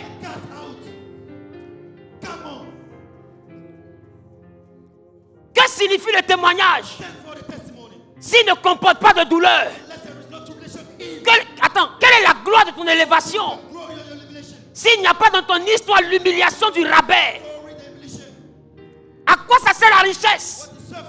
Si dans ton histoire il n'y a pas la pauvreté, comment ton entourage apprécie la main de Dieu qui élève? Si ton entourage n'a pas vu la main des hommes te rabaisser, C'est parce qu'on t'a rabaissé que Dieu dit va t'élever. Donc quand tu as arrêté et qu'on ne t'a pas rabaissé et que Dieu te dit je vais t'élever, faut pas rire. Parce que tu as arrêté. Il te dit je vais t'élever. Il n'a pas dit je vais te soulever. Ça veut dire que prépare-toi à être rabaissé. Prépare-toi à voir la main des hommes t'humilier. Et Dieu va te relever. Il faut vouloir Dieu. Je te dis, c'est vrai que ta vie te fait mal. Mais beaucoup parmi vous, Seigneur, je te cherche, je ne te vois pas. Seigneur, je te prie, je ne te vois pas. À quand ma victoire? Je reste debout durant les nuits. Je ne te laisse pas. Tant que tu ne changes pas ma situation. Ça semble être une prière spirituelle. Je te promets, c'est la plus charnelle de toutes tes prières. Ne présente pas ça comme ça à Dieu. Dis Seigneur, c'est pas grave. Si les hommes m'ont laissé, c'est pas grave. Mais si toi tu es avec moi, c'est le plus important. Remplis-moi de toi. Inonde-moi de toi. Je ne veux que toi. Ils sont partis. Les gens s'en vont. Mais cet ami me reste. Jésus seul. Toi seul tu me suffis. Viens remplir ma maison. Viens remplir mon environnement. Viens remplir mon lieu de travail. Viens remplir ma vie. Même si j'ai tout perdu. Si toi tu es resté, c'est la meilleure bénédiction. Remplis-moi de toi. Et quand il verra que tu l'aimes, il fera pour toi ce que l'œil n'a jamais vu. Ce que l'œil n'a jamais vu. Est-ce que tu sais pourquoi les gens ont mangé le pain du miracle? Quand Jésus a multiplié les pains, ils ont suivi Jésus pourquoi? La foule, 5000 hommes, sans compter les femmes et les enfants. Comment on peut suivre quelqu'un qui n'a pas de haut-parleur? On est 10 000. C'est-à-dire quand il parle, il n'y a pas 50 personnes qui comprennent. C'est ceux qui sont à côté là. C'est eux qui comprennent. Ça veut dire que les 9950 qui sont au loin là, et ils ne savent pas ce que Jésus dit. Ils sont en train de causer. Ils ne savent même pas ce qu'il est en train de dire au bout là-bas. Et puis on dit, il marche, il s'en va. Et puis on soulève les barrages, on s'en va. Tout à l'heure, s'il n'y a pas de micro là, au bout là-bas, ils ne vont pas m'entendre. C'est-à-dire qu'il y a des gens qui suivaient Jésus, ils ne savent même pas ce que Jésus dit. Mais dès qu'on dit il s'en va, ils s'en vont. C'est-à-dire que ces gens sont devenus des fanatiques. Jésus est devenu leur drogue. Ils se sont éloignés de leur village par amour, par fanatisme. Ils n'ont même pas su qu'ils étaient éloignés. Tellement la présence de Jésus les comblait. En fait, même si on n'entend pas, même si on ne comprend pas, c'est pas grave. On le voit, donc c'est déjà doux. Ils ont aimé Jésus jusqu'à avoir faim. Ils ont traversé le village. Ils n'ont pas payé galette. Tellement ils étaient concentrés sur le love. Ils ont dépassé les villages. Ils ont oublié la tante qui va encore loin. Tellement ils étaient concentrés sur le love. Ils ont vu boulangerie, ils ont dépassé la boulangerie. Tellement ils étaient concentrés sur le love. Et ils sont arrivés dans un endroit où il n'y a plus manger. Le love est là. Ils ont faim. Mais eux-mêmes, personne ne dit on va se retourner. Personne. Oh, ils ont faim. Personne. Il y a des femmes. Il y a des hommes. La Bible dit des enfants. Non, femme est affamée. Son mari est affamé. Les enfants ont faim. Personne ne dit on va se retourner. C'est Pierre qui dit Seigneur, il faut les renvoyer. C'est-à-dire que c'est à cause d'eux seuls là. Ils vont mourir de faim. Mais ils ne laissent pas Jésus. Ils vont mourir de soif. Mais ils ne laissent pas Jésus. Le laisser, c'est hors de question. C'est hors de question. Ce n'est pas envisageable. Tellement les disciples ont vu que la situation était critique. Ils disent Seigneur, il faut les renvoyer là, c'est bon français. Il faut les chasser. Chasse-les pour qu'ils aillent manger. Parce que depuis les gens nous suivent, ils n'ont pas encore mangé. Mais ils sont assis. Il y a un enfant qui a joué mariage. Il n'a pas encore mangé. Mais il joue mariage. Il dit que Jésus à côté. Aïe, et puis c'est doux. Regarde l'amour. Ils ont marché par amour. They work on love. Toi, quand tu n'as pas de transport, tu ne viens pas à l'église. When you don't have any transportation fees on the car at church, Ils ont eu faim par amour. they got Toi, quand le culte finit à midi, ils ont trop tiré. Moi, je commence à avoir faim. C'est quelle église de bien, ça veut dire.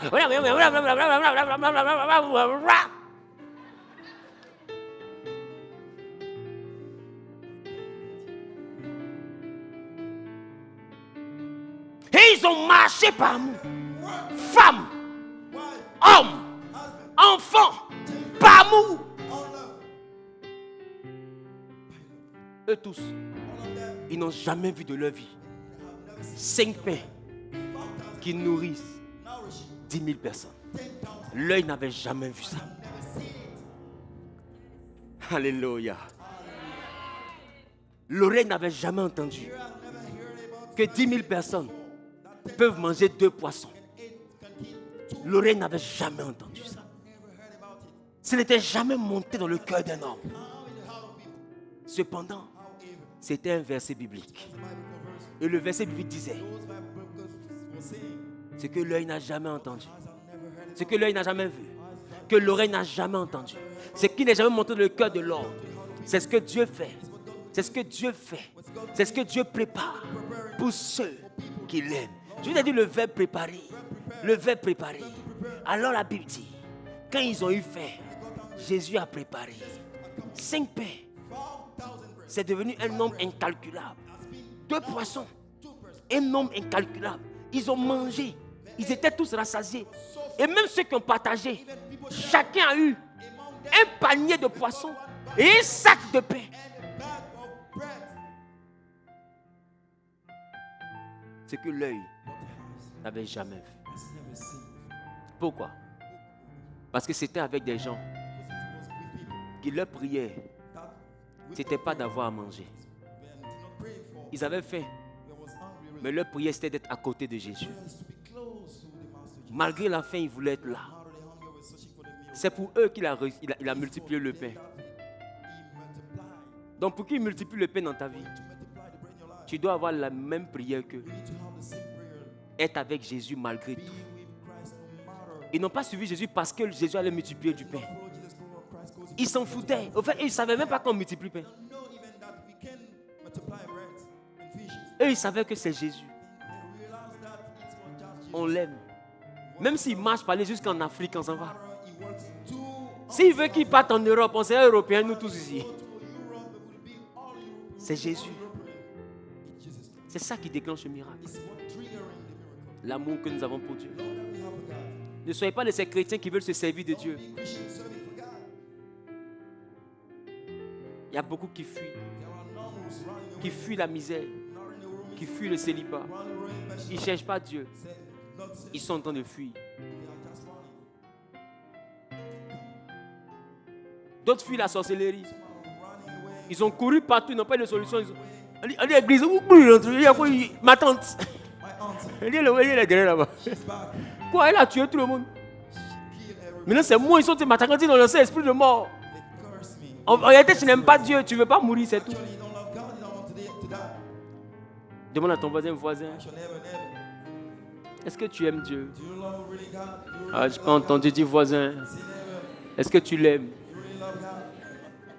Qui veut commencer à l'aimer? You want to start loving Him? Ouais, tu peux essayer. You can't start it. C'est pourquoi écoute-moi bien. Listen up. Quand tu dis je prie toute la nuit, je ne sais pas ce qu'il y a dit là. I don't know what to say C'est bête, tu ne sais pas que la prière c'est pour l'aimer. because you don't know Si tu l'aimes, what praise to love Him. tu sauras quoi dire. Because if you know what to say to Him, Est-ce que tu te rappelles de ton chéri? you Il y a 2 mois, c'était un parfait inconnu. it was À part bonjour, tu ne sais pas ce que vous allez vous dire. without morning, you don't know what to tell Him. Mais quand les sentiments ont commencé, When feelings came, un inconnu, hein, ça fait même pas 1 mois que tu le connais, ça fait même pas un inconnu. and I know Tu es au téléphone derrière lui pendant 3 heures quand tu fais position. until 3 hours, even you have Un inconnu, hein? Pourquoi? Parce que l'amour a commencé. because love has started. Quand l'amour a commencé, tu as parlé à lui de 22h jusqu'à 6h. Des fois, même tu dors et puis tu mets le téléphone comme ça. Et puis quand il dit, bébé, tu dors. Il dit, non, je ne dors pas. Que quoi? J'ai pensé à toi. Oh, il a entendu le moteur. Tu as commencé à ronfler à reprise de volée. Snaring. Demande à ton voisin si tu l'aimes. Ask your neighbor, do you love him? Tu sais, si tu aimes Dieu, If you love God, will you ta prière sera comme cet appel téléphonique que tu n'as pas envie de raccrocher parce que tu as commencé à aimer le chéri là. stop? Mais quand tu n'aimes plus un gars, il y a mes yeux. Il appelle, tu coupes.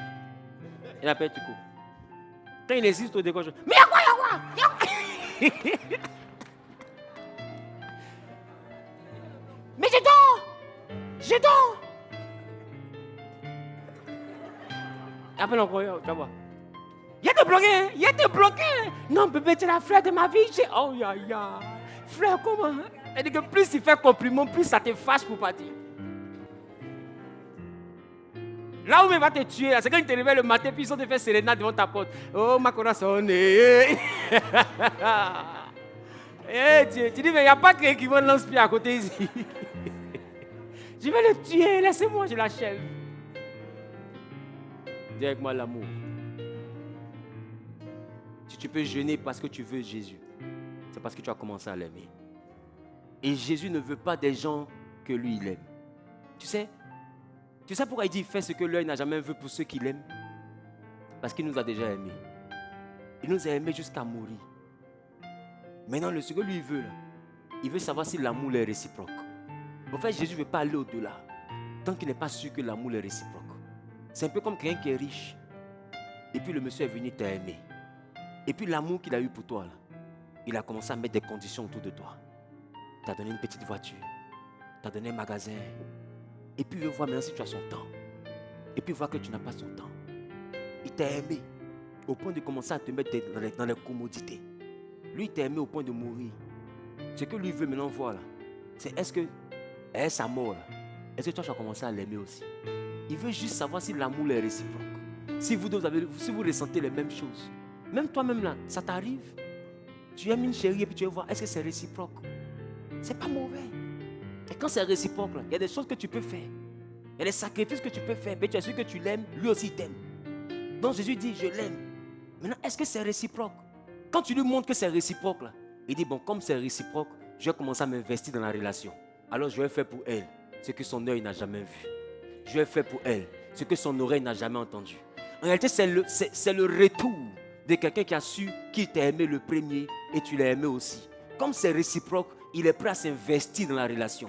C'est pourquoi, quand quelqu'un t'aime, il ne faut pas lui demander immeuble, maison et tout. Va te dire, mais apparemment, elle ne m'aime pas aussi. Ces maisons sont moi. Qu'elle m'appelle. Tu peux m'envoyer wave. Qu'elle appelle. Ma mère est morte. Qu'elle appelle. Mon petit frère va aller mortier. Qu'elle appelle. J'ai glitché, je ne suis pas tombé, mais je suis suspendu. Le médecin dit, on a besoin de 2 millions pour qu'il atterrisse. En fait, qu'elle appelle. Il dit quoi? Il dit pour ça. Quoi? Il dit, j'arrive. C'est mon anniversaire. C'est-à-dire qu'elle réfléchit à qu'est-ce qu'elle va demander parce qu'elle ne t'aime pas. Les femmes, vrai ou faux? Elle ne t'aime pas. Si tu vois une femme qui ne t'aime pas, commence à trop t'appeler, puis elle te dit, bébé, raccroche. Raccroche. La facture arrive. Tu vas payer la facture de bébé là. Tu payes ce cadeau? Je ne sais pas si quelqu'un comprend ce que je dis. Non, c'est la même chose. Dieu nous a aimés. Mais à chaque fois qu'on lui envoie un message, coucou. Il dit, coucou. Seigneur, mon âme te bénit. Il dit, oh, c'est joli ça. Moi aussi, je te bénis, ma fille. Seigneur, mon âme t'exalte. Qu'est-ce que j'ai fait pour mériter ce texto? Moi aussi, tu me manques. Ouh. Moi aussi. Seigneur, je peux te demander quelque chose? Vas-y, bébé. Et mon mariage là? Il dit, je le ferai. Je le ferai. Quand? Cette année. Oh. Mais et le côté du travail là, Seigneur? Tu l'auras. Quand? Bientôt. Seigneur, bonne journée. Hein. Prends soin de toi là-bas. Toi aussi. Seigneur, tu es là? Oui. Ils m'ont poursuivi encore. Hein? ils te feront la guerre. Mais ils te feront pas.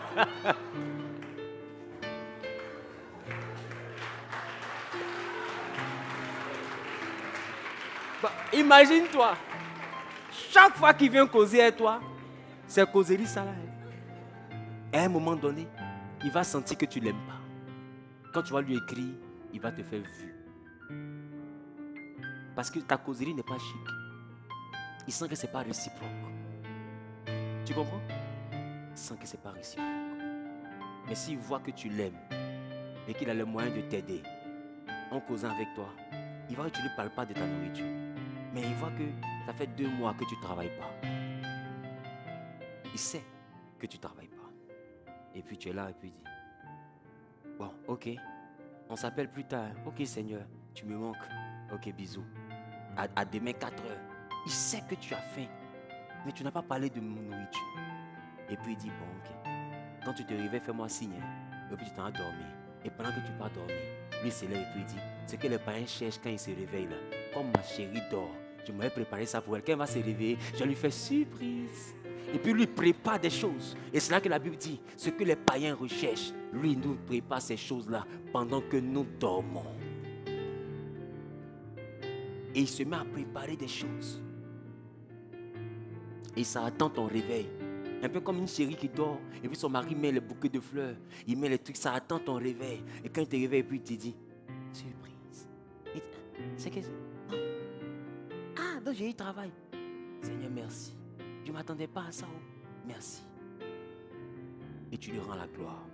Et il voit que tu continues la relation avec lui, mais tu n'es pas sûr à faire le travail là. Malgré le travail, la relation tient toujours. Et il dit, ah, je lui ai donné le travail là. Elle est toujours là. Hein. Quand on dit 4 heures, elle m'appelle toujours. Quand je l'appelle, elle décroche. En dernier travail, n'a pas gâté sa tête. Attends, je vais lui donner une voiture à envoi. Puis il te donne une voiture.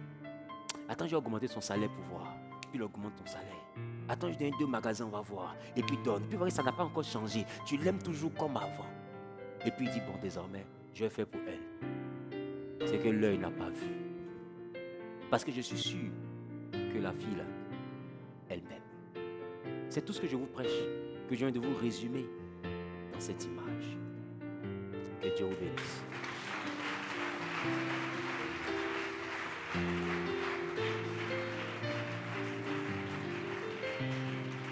Si tu réussis ce que je viens de dire, tu vas activer autour de toi une angéologie que tu ne maîtrises plus.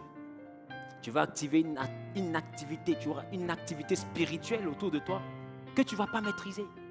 Mais si tu viens à l'église et que tu pries, tu jeûnes par rapport à ce que Dieu peut faire dans ta vie, pas par rapport au fait d'avoir Dieu dans ta vie, je te dis, tu perds ton temps. D'autres vont te dire autre chose. Mais reste dans ça. Tu vas gaspiller 6 ans de chrétienté, tu ne vas rien voir. Un matin, toi-même, tu vas commencer à ne plus croire en la prière. Quand on te dit qu'il faut prier, là, tu as dit, j'ai prié, je n'ai rien vu. Mais tu as prié, là, tu as demandé quoi? Je ne sais pas si je parle à quelqu'un. Je vais prier avec toi. Tiens-toi debout, s'il te plaît. Tu vas dire avec moi, Père, j'ai besoin de toi. Je te veux dans ma vie. Je veux t'aimer. Donne-moi un cœur qui t'aime. Donne-moi un cœur qui a besoin de toi. Donne-moi un cœur qui te cherche. Il lève la voix et demande à Dieu de donner un cœur qu'il aime. Parle à Dieu. Alléluia. Cette nuit, quand je t'entendais chercher la face de Dieu, il m'a fait voir le continent américain et le continent européen. Il m'a présenté certains éléments et il m'a dit, il faut prier pour tous ceux que je t'ai confiés qui sont sur le territoire européen comme américain dans les 2 prochains mois. C'est-à-dire à partir de maintenant jusqu'aux 2 prochains mois. J'aurai la capacité certainement de leur parler. Mais si ces personnes-là sont dans cette salle, tu es ici, mais tu vis aux États-Unis, ou bien tu vis en Europe, ou bien en Amérique, je ne sais pas, tu pourras contacter un numéro, un WhatsApp. Ou bien si tu es en ligne, tu contactes le WhatsApp de Jeunesse Online. Tu écris et tu dis dans quel continent tu te trouves. Et je vais te contacter certainement demain matin. Et je vais parler avec toi.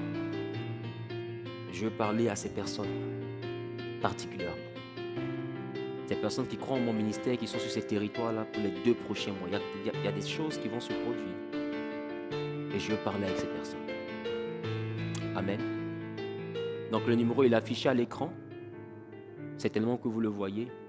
Si vous avez des personnes qui vivent là-bas et qui suivent ce que je fais, qui croient en ce que Dieu fait au travers de ma vie, que ces personnes contactent via WhatsApp ce numéro.